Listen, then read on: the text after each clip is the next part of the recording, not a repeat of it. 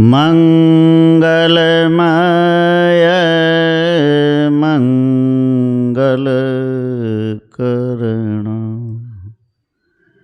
विनवो बारंबार।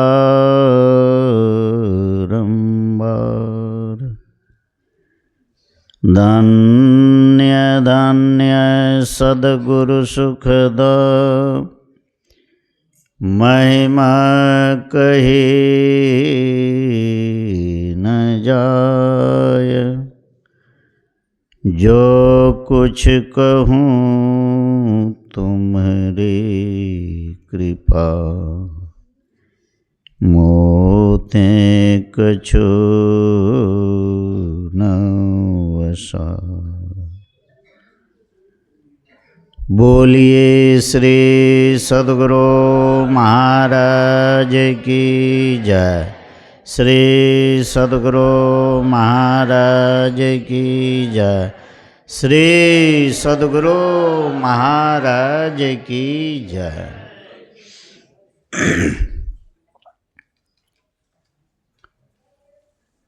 पूज्याति पूज्य मंचस्थ महात्मा गण के श्री चरणों में नमन। समवेत समादरणीय सज्जन वृंद, साधना शिविर में भाग लिए साधिकाओं, माताओं एवं भक्तिमती बहनों, अभी हम सब रामचरितमानस सार सटिक षष्ठ सोपान से धर्म रथ की चर्चा सुन रहे थे।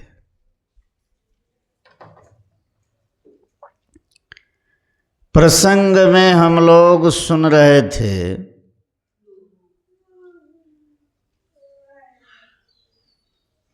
कि युद्ध भूमि में रावण रथ पर थे और भगवान राम पैदल। यह देखकर विभीषण अधीर हो गए। रावण रथी बिरथि रघुवीरा, देख विभीषण भयउ अधीरा। रावण सुसज्जित रथ पर सवार थे, भगवान राम बिना रथ के पैदल।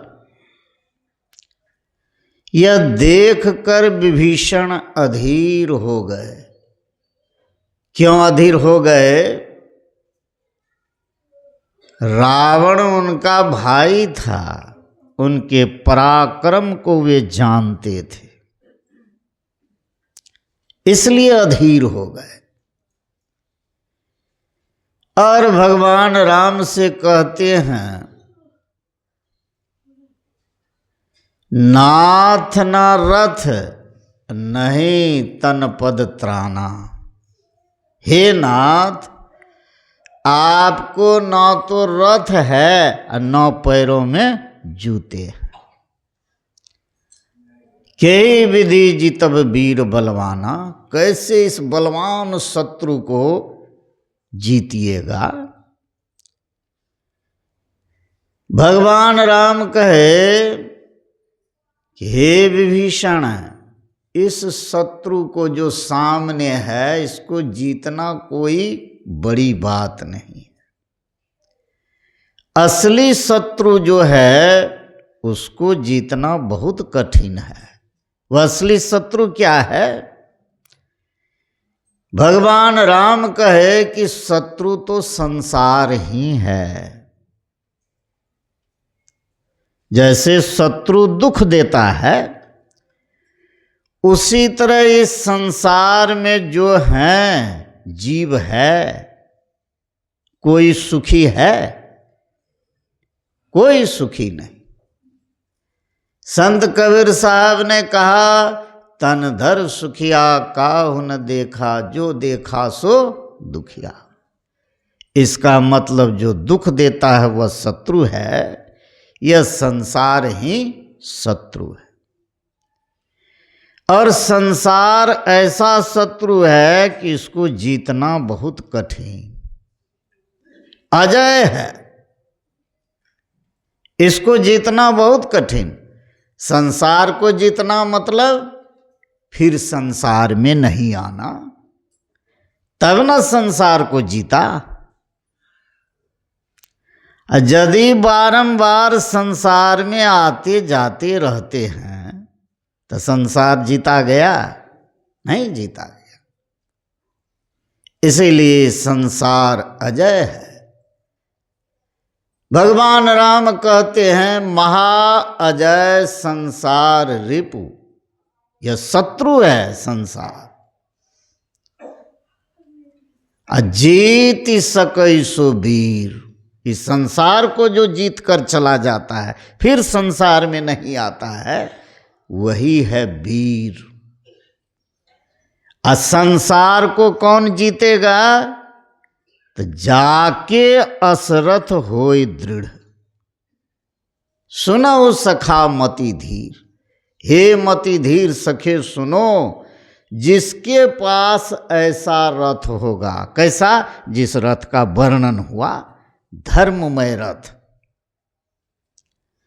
जिसके पास धर्ममय रथ होगा वह इस संसार को जीत कर चला जाएगा, फिर संसार में नहीं आवेगा, अर्थात आवागमन के चक्र से छूट जाएगा। उसी रथ की चर्चा यहां भगवान राम किए हैं। जैसे रथ के दो पहिए होते हैं, चक्के, ध्वजा, पताका, रथी, सारथी, घोड़े, लगाम, अस्त्र शस्त्र, उसी तरह धर्ममय रथ का भी वर्णन किया गया है।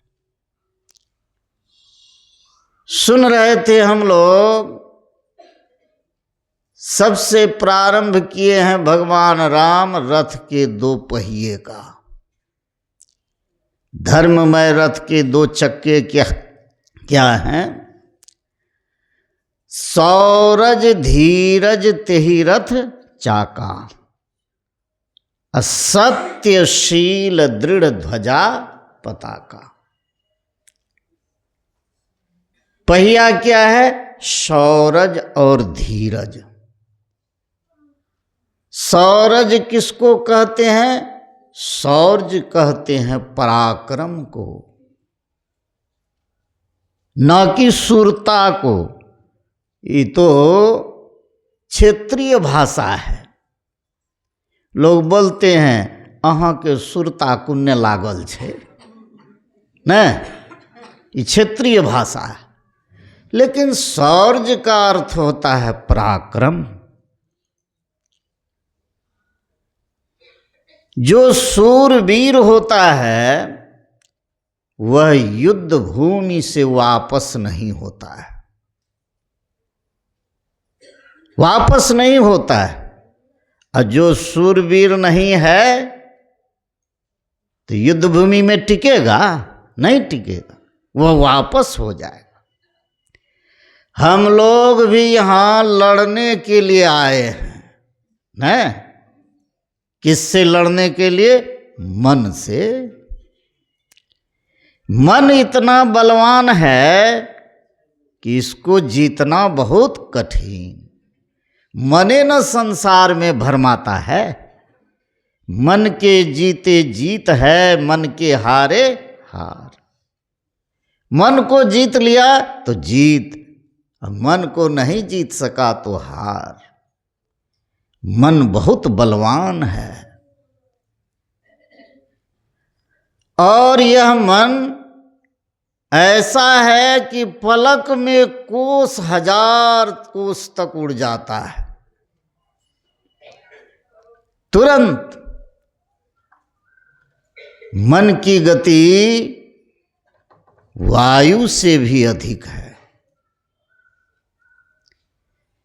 भगवान कृष्ण से अर्जुन कहते हैं, भगवान इस मन को बस करना बड़ा कठिन है, बहुत कठिन। वायु को बस किया जा सकता है, लेकिन मन को बस करना बहुत कठिन है। इसी मन से लड़ने के लिए हम लोग यहां बैठते हैं, मन को काम में लगाते हैं। अब मन को यदि काम नहीं देंगे तो मन क्या करेगा? करत रहे खुरखुंद बड़ा शैतान है। मन का स्वभाव है विषयों के तरफ भागना। मन अच्छी चीजों पर नहीं जाता है। विशेष मन यदि बैठा रहे तो मन में क्या क्या बातें उत्पन्न होते रहती है, ठिकाना नहीं। मन भागते रहता है, इसी से लड़ना है, इससे लड़ना है। सूरवीर बनिए। सूरवीर कौन है? संत कबीर साहब ने कहा, सूर संग्राम को देखी भागे नहीं, देखी भागे सो सूर नाही। सूरवीर वह है जो संग्राम युद्ध भूमि से भागता नहीं, और जो देखकर भाग गया उसको वीर कहेंगे। सूर संग्राम को देखी भागे नहीं, देखी भागे सो सूर नाही। लड़ना किससे है? मनोविकारों से। काम और क्रोध मद लोभ से जूझना, मड़ा घमसान तह खेत माही। कभी काम का विकार, कभी क्रोध, कभी लोभ, मोह, मद, मात्सर, ये खट विकार उत्पन्न होते रहते हैं। ये मन के रोग हैं, मानस रोग। काम और क्रोध मद लोभ से जूझना, मड़ा घमसान तह खेत माही। खेत कहते युद्ध भूमि को। सबसे विकट संग्राम क्या है? यही साधु का संग्राम। साधु किसको कहते हैं? जो साधना करते हैं।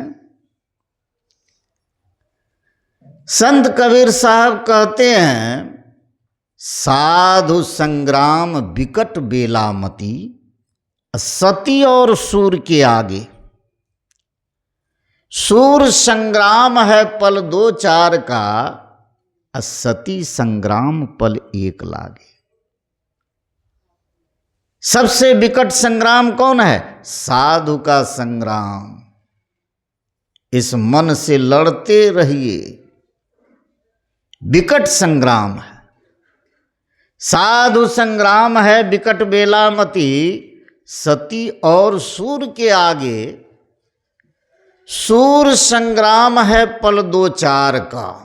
सूरवीर युद्ध भूमि में लड़ते हैं, योद्धा लड़ते हैं। दो चार पल में चाहे यह उसको मार दे, चाहे वह उसको मार दे, दुश्मन मार दे, चाहे यह दुश्मन को मार दे। सती संग्राम पल एक लागे। पहले सती प्रथा, पति के साथ सती बनने में एक पल। लेकिन साधु का संग्राम कैसा है? साधु संग्राम है दिन रैन जूझना। दिन रात मन से लड़ते रहिए। साधु संग्राम है दिन रैन जूझना। कब तक? जीवन पर्यंत का काम भाई। एक के जीवन नहीं। इस जीवन में यदि मन को नहीं पछाड़ सका तो फिर शरीर धारण होगा, फिर वहां से प्रारंभ कीजिए। जीवन पर्यंत का काम भाई। कहे कबीर टुक बाग ढीली करे, उलट गगन ते जमी आई। यदि मन को थोड़ा ढीला छोड़ दीजिए तो मन क्या करेगा? पछाड़ देगा, गिरा देगा। इसीलिए मन को कभी ढीला मत छोड़िए, इसको काम दीजिए। काम दीजिए। इस क्या काम? जप में, ध्यान में इसको लगा के रखिए। एक प्रसंग सुनिए। एक बहुत बड़े सेठ थे, बहुत बड़ा कारोबार, इतना काम कि काम का अंत नहीं। किसी तरह समय निकालकर एक साधु बाबा के निकट गए दर्शन करने के लिए। तो साधु बाबा से चर्चा करने लगे। क्या कहें बाबा, इतना काम की फुर्सत नहीं, घर से फुर्सत नहीं, इतना काम है कि फुर्सत नहीं मिलती है। किसी तरह समय निकाल कर आए। कहा बहुत काम है। तो हाँ, साधु बाबा एक प्रेत दे दिए। कहा इसको ले जाइए और इसको काम दीजिएगा, ये काम आपका सब कर देगा। और एक बात सुनिए, जिस दिन इसको काम नहीं दीजिएगा तो आपको नहीं छोड़ेगा, आप ही को मार देगा, आप ही को मार देगा।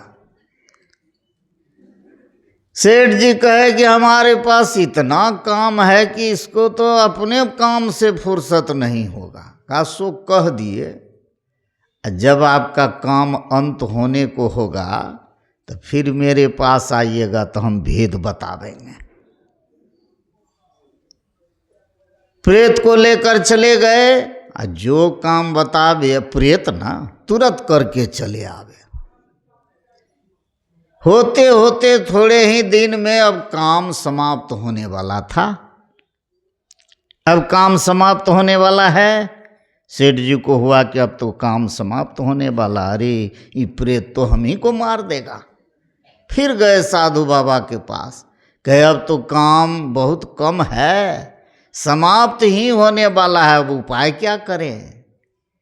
कहा देखिए, काम करके जब आवेगा ना तो आप उस प्रेत को कहिएगा जाओ बांस काट कर ले आओ। और जब बांस काट करके लाएगा तो उसको कहेंगे इसको माठो, और माठ करके इसको गाड़ो मजबूती से। और जब इतना कर देगा तो कहिएगा जब तक हम दूसरा काम नहीं बताते हैं तब तक इसी पर चढ़ो उतरो। चढ़ने उतरने वाला काम समाप्त होगा। आ गए तो जो सेठ जी भूत प्रेत को काम दिए थे करके आ गया। क्या काम दीजिए? कहा जाओ बांस काट के लाओ। ले आया, तुरंत माठो, तुरंत माठ दिया। कहा गाड़ दो, गाड़ दिया। कहा अब क्या काम करे? कि जब तक हम दूसरा काम नहीं देंगे तुमको तब तक इसी पर चढ़ो उतरो, चढ़ो उतरो। चढ़ते उतरते ये काम समाप्त होने वाला है नहीं है। प्रेत थक गया, अपने भाग गया, अपने भाग गया। तो वह प्रेत कौन है? कथा गुरु महाराज कहते थे, वह प्रेत यही मन है। मन को यदि काम नहीं देंगे, मन आप ही को गिरा देगा, आपको गिरा देगा। जो भी ऊर्ध्वगति हुई है उससे गिर जाएंगे। इसीलिए मन पर सवार रहिए, मन को काम दीजिए। कौन? जप ध्यान। मन को जप ध्यान में लगा के रखिए। और यह काम थोड़े दिन का नहीं है, जीवन पर्यंत का काम भाई। यदि मन को ढीला छोड़ दिया, कहे कबीर टुक बाग ढीली करे, उलटी गगन ते जमी आई। इसीलिए सूरवीर बनिए, इस मन से लड़ते रहिए। अर्थात साधन भजन में मन को लगाते रहिए। और साधना में धैर्य की बड़ी आवश्यकता है। धैर्य चाहिए। ऐसा नहीं कि तुरंत हो जाए। बहुत लोग कहते हैं बाबा नहीं होता है, नहीं होते होते होगा। मन पर अनेक जन्मों का संस्कार पड़ा हुआ है, इस संस्कार मिटेगा तब ना सद्गुण आवेगा। इसीलिए उबिए नहीं साधना से, मन को लगा के रखिए, जप ध्यान करते रहिए। चाहे कुछ देखें नहीं देखें, सुने नहीं सुने, तब भी जो गुरु जप ध्यान करने के लिए तरीका बताए हैं उस काम को नियम पूर्वक करते रहिए। त्रैकाल संध्या करते रहिए। यहाँ तो साधना शिविर है, 5 वक्त बैठते हैं, अर्थात नियम बांध करके साधन भजन करते रहिए। चाहे कुछ देखे नहीं देखे, सुने नहीं सुने, तब भी करते रहिए।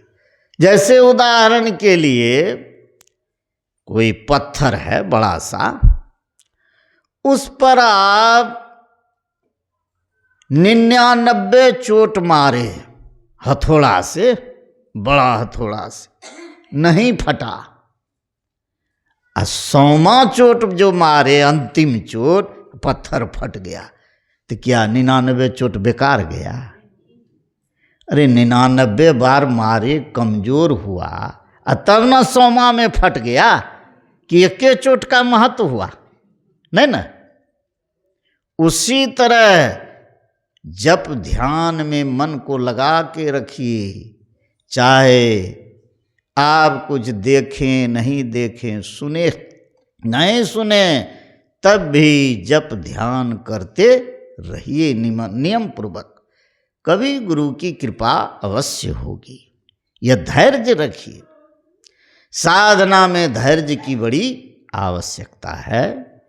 इसलिए सौरज धीरज तेहि रथ चाका, सत्यशील दृढ़ ध्वजा पताका। सत्य क्या है?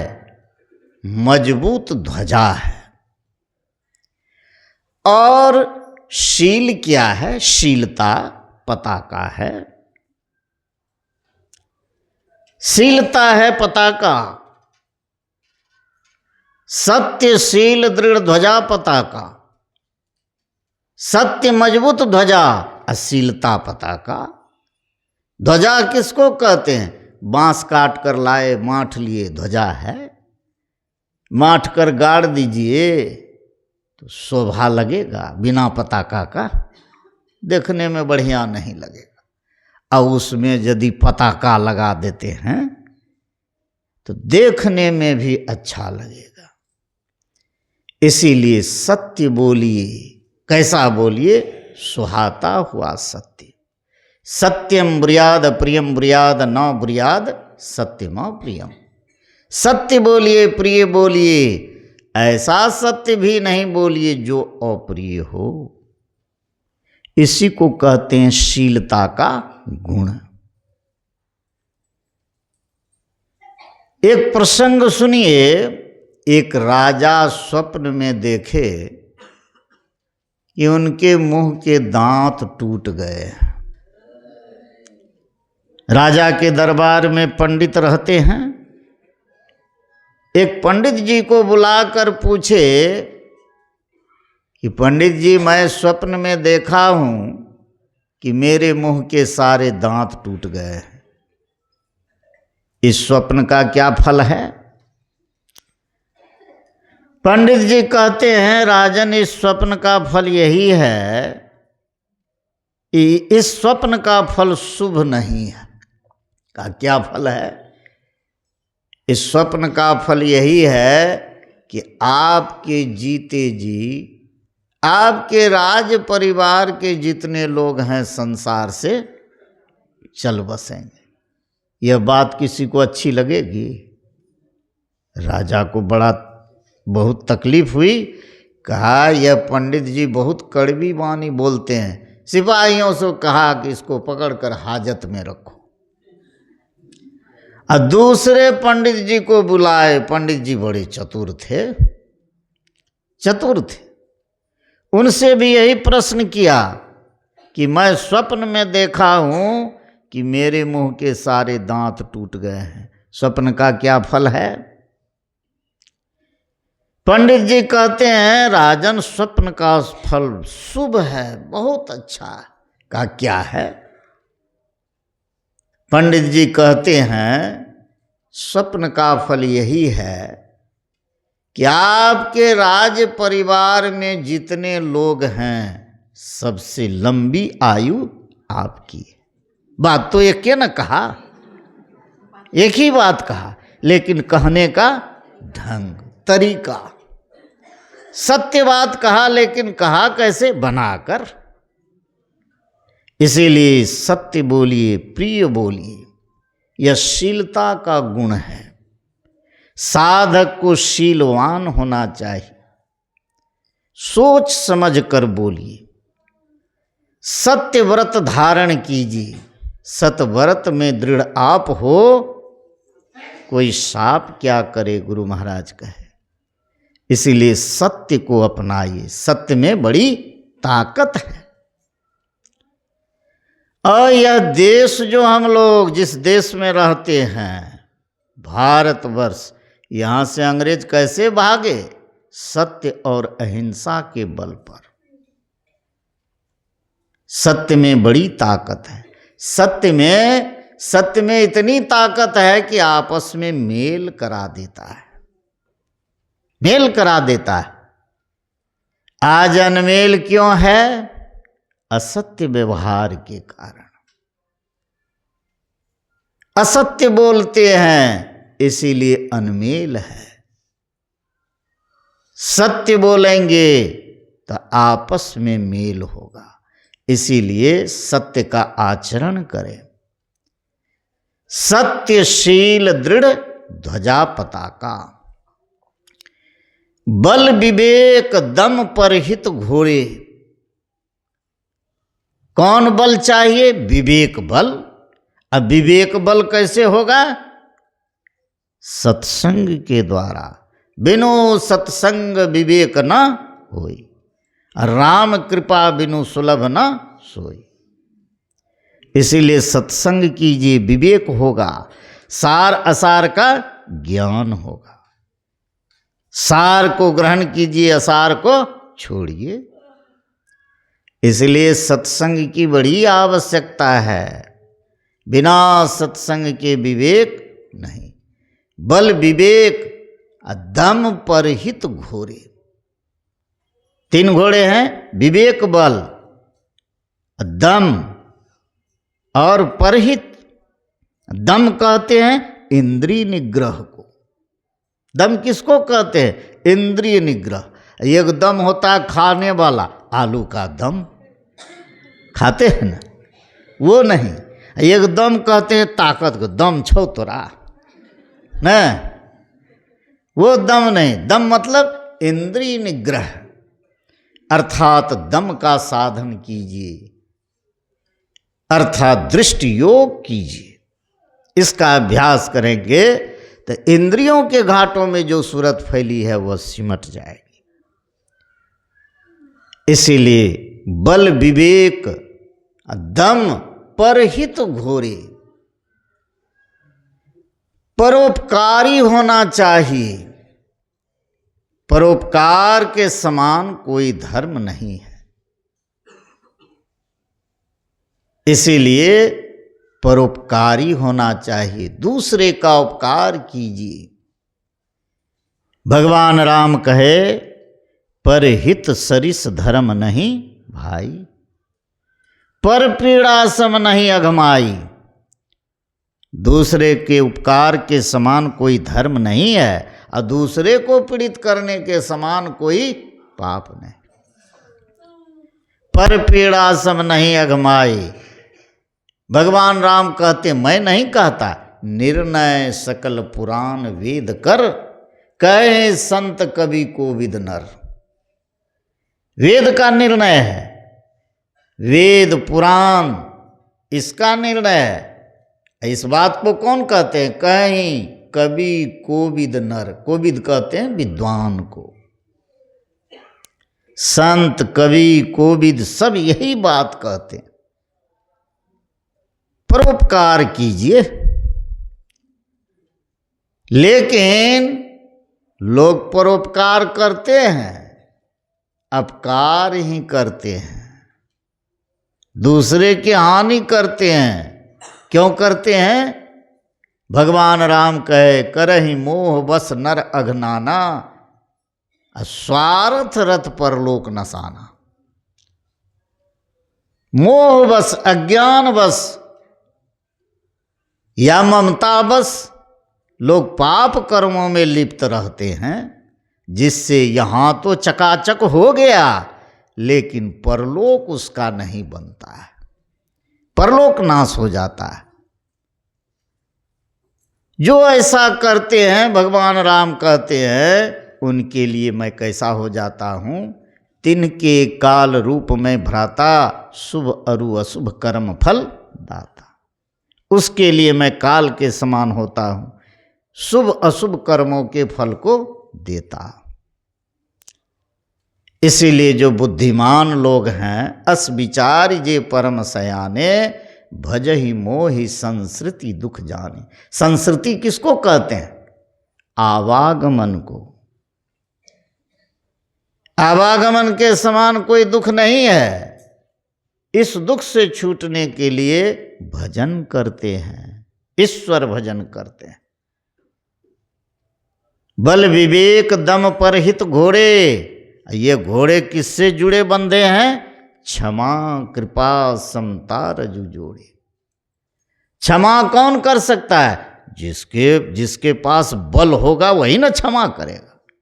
क्षमा शोभती उस भुजंग को, जिसके पास गरल हो, वही क्षमा कर सकता है। इसीलिए विवेक बल, जो विवेकी हैं वही क्षमाशील होते हैं। साधक को विवेकी होना चाहिए, विवेक सत्संग से आवेगा, और क्षमाशील होना चाहिए। और दम का साधन के बाद सम का साधन है। मनोनिग्रह, शब्द साधना करेंगे तो समता आएगी, समता आएगी। क्षमा कृपा असमता रजु जोड़े। कृपाशील होना चाहिए, समत्व, समता, जो मैं वही सब, यह कब होगा? जब सम का साधन करेंगे। इसीलिए मनोयोग पूर्वक साधन भजन कीजिए। पाठ तो बहुत हुआ, लेकिन समय कहता है कि अब चुप रहना ठीक है। यही थोड़ा सुनाया। बोलिए श्री सद्गुरु महाराज की जय।